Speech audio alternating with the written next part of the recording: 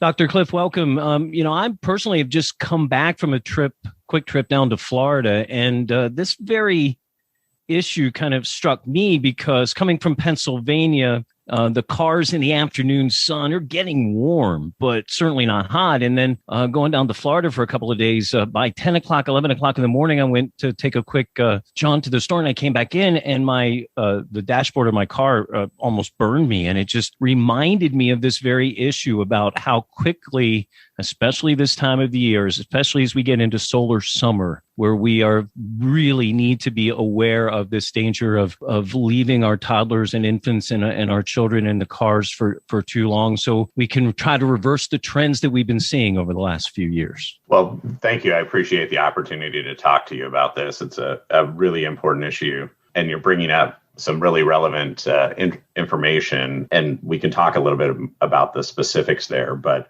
I just want to state up front that heat stroke is the leading cause of non-crash fatalities for children under the age of 14.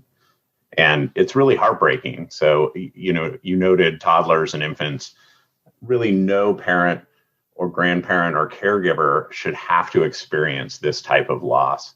And kids in cars can suffer from heat stroke very quickly. And so it's something to be very concerned about, as you noted. And the numbers are staggering. I know for some public service announcement that I just recently recorded, we're talking about, 24 fatalities in this regard just in the last calendar year, 2020. And then the numbers over the last several years are staggering. Since 1998, over 850 children lost.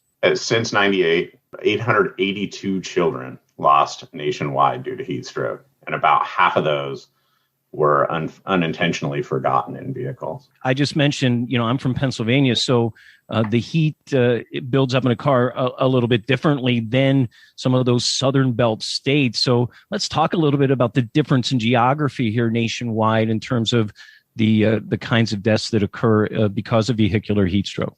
Yeah, the southern states are particularly important. You mentioned Florida. Since 1998, 96 children have suffered from heat stroke deaths in cars in Florida since 98, and in Texas, 132. So it's not only those areas. There's other hot states: California, Arizona, Georgia, Louisiana, North Carolina, and Tennessee also have higher numbers compared to the rest of the country. Do you think some of that is because some of those are high tourist states and people, has there been any study about that? Is it, or are those deaths because of people not being familiar enough, or is it just mainly forgetfulness in terms of no matter where you are, but those areas seem to ramp up a little bit differently and more quickly because of their sun angle situations? Well, I think primarily the main factor here is heat. So what we're talking about is unintentionally leaving kids or allowing kids to be in cars as the car heats up.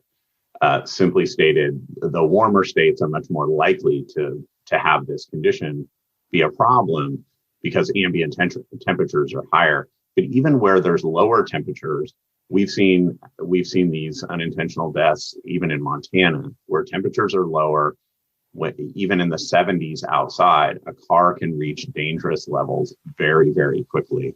And we all know that when you get in a car after it's been out in the sun, it's extremely hot. Yeah. But that's a much bigger issue for children than adults. So right, because they can't handle it like we can, right? They don't have the system that's set up. And so they're going to spike into dangerous levels in terms of their heart rate and problems because of heat stroke much more quickly, by maybe factor 2-3 times more quickly than an adult. 3 to 5 times more likely.